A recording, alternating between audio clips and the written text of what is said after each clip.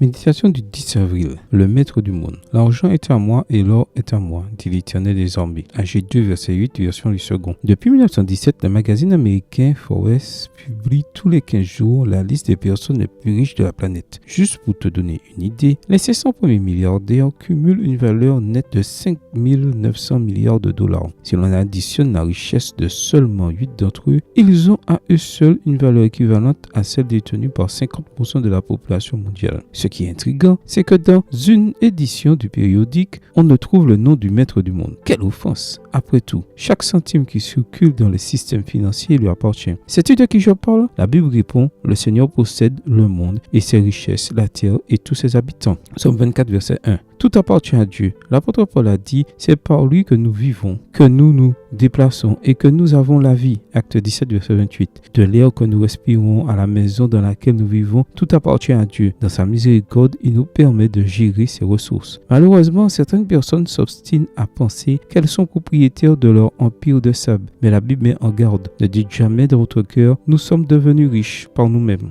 grâce à nos seules forces. Rappelez-vous, c'est le Seigneur, votre Dieu, qui vous donne la force d'obtenir ses richesses. Deutéronome 8, versets 17 et 18. Il a institué le système de la dîme et des offrandes pour nous rappeler que tout lui appartient et pour nous libérer des chaînes de l'or et de l'argent. À l'époque du prophète Agé, le peuple d'Israël venait de rentrer de l'exil babylonien et ne se préoccupait que de son propre bien-être. Leur mission était belle et ornée, alors que le temple demeurait en ruine. Agé s'est alors levé pour attirer l'attention du peuple. Et ça a marché. Tout le monde a écouté le message du prophète et a commencé à donner la priorité au royaume de Dieu. En versant des dîmes et des offrandes, le résultat a été la reconstruction du temple. Comme il serait bon que nous ayons le même esprit que les contemporains d'Agé, beaucoup de choses seraient reconstruites, en particulier le temple du cœur. Pourquoi ne pas prendre aujourd'hui la décision d'être un résident fidèle? Tu seras alors sur la liste des milliardaires du ciel. Amen. Bonne journée à toi et que le Seigneur te bénisse.